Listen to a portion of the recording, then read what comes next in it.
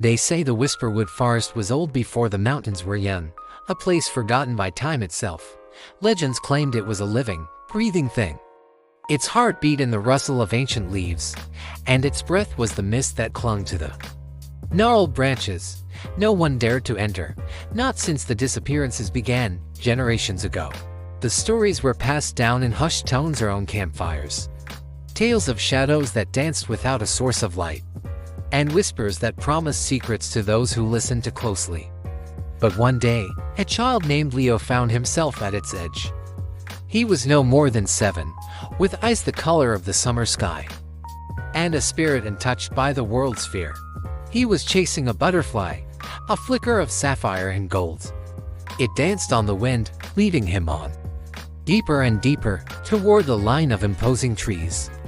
The butterfly fluttered past the invisible barrier, the one every villager knew not to cross. But Leo, innocent and pure, saw only its beauty. He took a single, small step into the forest's embrace. The air immediately changed.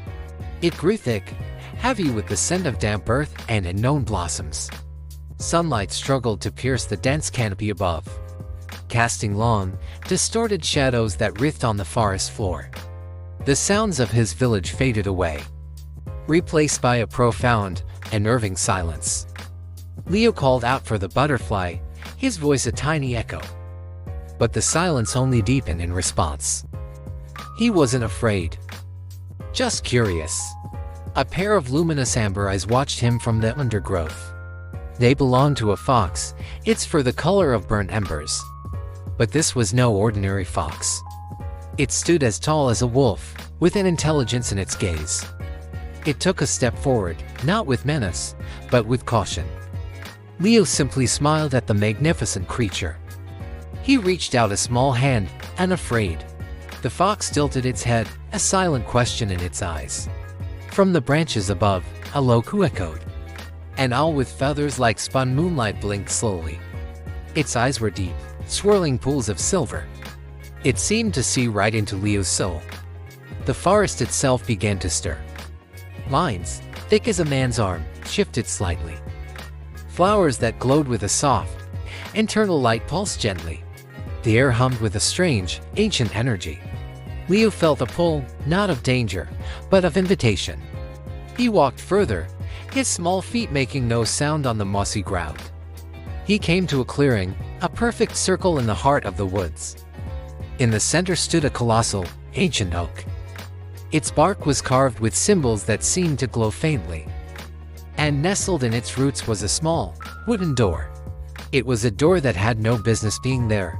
The amber-furred fox padded silently to his side. The moon-feathered owl landed on a branch just above him. Other creatures began to emerge from the shadows, a deer with antlers that looked like polished silver, a family of badgers with markings like constellations. They were the guardians of this place, the silent inhabitants of the mysterious Whisperwood. They formed a circle around Leo and the ancient tree, not to trap him, but to witness. Leo looked at the small door, then at the animals. He felt no fear, only a sense of belonging, as if he had finally come home. He reached for the small, iron handle on the door. A whisper, clear as a bell, echoed in his mind. It wasn't a voice of words, but a feeling of wonder, of magic, of a world hidden from man. The animals watched, their ancient eyes filled with anticipation. They knew who this child was. They had been waiting for him, for the innocent heart that could finally unlock their world. Leo turned the handle. The small door creaked open, revealing not darkness, but a swirling vortex of impossible colors. It was a gateway, a path to the true heart of the forest, the source of all its mystery and magic. Leo looked back at the ember fox. The creature gave a slow, deliberate nod. It was an assurance, a promise of safety. With a final, trusting smile, Leo stepped through the doorway and disappeared from the world he knew. The door swung shut behind him, vanishing back into the bark of the ancient oak.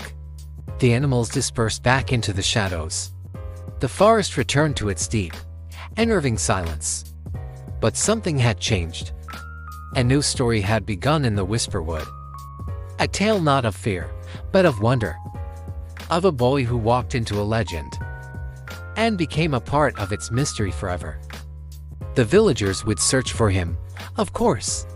They would call his name until their voices were hoarse, but they would never find him, for he was no longer lost. He was found, in a place no map could ever lead to, or world hidden in plain sight.